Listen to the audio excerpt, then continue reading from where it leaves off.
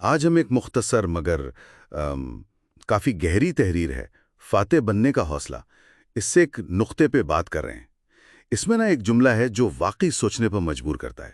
جملہ یہ ہے، بہت سے لوگ صرف فاتح دیکھنا چاہتے ہیں مگر ان میں وہ حوصلہ نہیں ہوتا جو واقعی فاتح بننے کے لیے درکار ہوتا ہے۔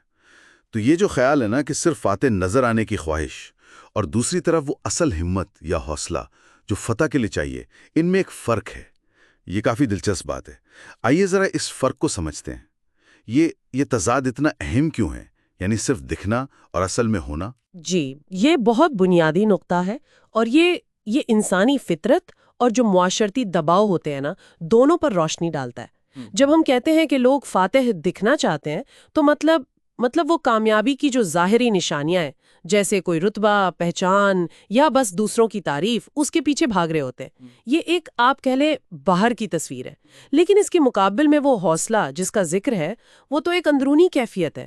یہ صرف ہمت نہیں، یہ ثابت قدمی بھی ہے، مشکلات کو برداشت کرنا، ناکامی کے بعد پھر سے اٹھ کھڑا ہونا اور اپنے اصولوں پر قائم رہنا۔ یہ وہ کردار کی مضبوطی ہے جو اصل کامیابی کی بنیاد بنتی ہے، چاہے وہ کامیابی فوراً دوسروں کو نظر آئے یا نہ آئے۔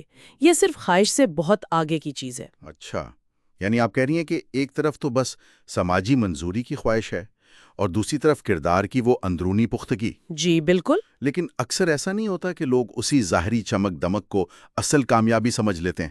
مطلب اس دکھنے کی دوڑ میں وہ اصل ہونا، یعنی حوصلہ پیدا کرنا، وہ پیچھے نہیں رہ جاتا؟ بالکل ایسا ہوتا ہے۔ دیکھیں، معاشرہ جو ہے نا، وہ اکثر فوری اور جو نظر آنے والی کامیابی ہے اسی کو سراہتا ہے۔ تو اس وجہ سے پھر لوگ اپنی ساری توانائی اسی ظاہری تصویر کو بنانے میں، اسے قائم رکھنے میں لگا دیتے ہیں، جبکہ حقیقی حوصلہ پیدا کرنا وہ ایک مشکل کام ہے، صبر آزما ہے۔ اس میں آپ کو اپنی کمزوریوں کا سامنا کرنا پڑتا ہے، اپنی غلطیوں سے سیکھنا پڑتا ہے، اور کئی بار تو ایسا ہوتا ہے کہ کوئی تعریف نہیں کر رہا ہوتا پھر بھی محنت جاری رکھنی پڑتی ہے۔ یہ اندرونی سفر شاید اتنا پرکشش نہ لگے جتنا وہ باہر کی کامیابی کا شور لگتا ہے۔ یہ تو بہت اہم بات ہے۔ گویا اصل جوہر وہ حوصلہ، وہ اکثر خاموشی سے ہی بنتا ہے، جبکہ دنیا کی نظر صرف نتیجے پر یا ظاہری کامیابی پر ہوتی ہے۔ بالکل۔ تو اس کا مطلب یہ ہوا کہ شاید حقیقی فاتح وہ نہیں جو کبھی گرا ہی نہیں، بلکہ وہ ہے جو گر کر ناکامی کو اپنے حوصلے سے استعمال کر کے آگے بڑھتا ہے۔ آپ نے بالکل صحیح پکڑا۔ حقیقی حوصلہ اصل میں ناکامی کے خوف پر قابو پانے میں نظر آتا ہے، اور یہ سمجھنے میں کہ یہ سیکھنے کا ایک موقع ہے۔ یہ تب ظاہر ہوتا ہے جب حالات مشکل ہوں، راستہ صاف نہ ہو، لیکن آپ اپنے مقصد اور اپنی قدروں پر قائم رہیں۔ یہ وہ اندرونی کمپس ہے جو آپ کو صحیح سمت میں رکھتا ہے، چاہے باہر طوفان کتنا ہی شدید کیوں نہ ہو۔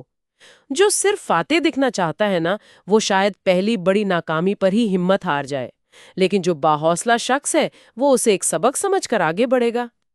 تو خلاصہ پھر یہی نکلا کہ اصل فتح یا کامیابی وہ محض ایک بیرونی نمائش کا نام نہیں ہے، بلکہ یہ اندرونی کردار، ثابت قدمی اور وہ گہرا حوصلہ جس کا ذکر اس تحریر میں ہے، اس کا نتیجہ ہے۔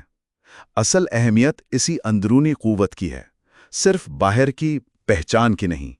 بالکل، اور یہیں سے نا ایک گہرا سوال بھی پیدا ہوتا ہے جس پر سوچا جا سکتا ہے۔ اب جب یہ سمجھ آ گیا کہ اصل بنیاد حوصلہ ہے، تو سوچنے کی بات یہ ہے کہ ہم اپنی زندگی میں، خاص طور پر جب مشکلیں آتی ہیں، مخالفت ہوتی ہے یا ناکامی کا سامنا ہوتا ہے، تب اس حقیقی حوصلے کو کیسے پہچانیں اور اسے بڑھائیں کیسے؟ وہ کون سے چھوٹے چھوٹے روزمرہ کے کام یا سوچ کے انداز ہیں جو صرف فاتح دکھنے کی خواہش سے آگے لے جائیں اور وہ اندرونی مضبوطی پیدا کریں جو واقعی فاتح بننے کے لیے ضروری ہے؟ یہ وہ سوال ہے جو ہمیں اپنی ذات کے اندر مزید گہرائی میں جھانکنے کی دعوت دیتا ہے۔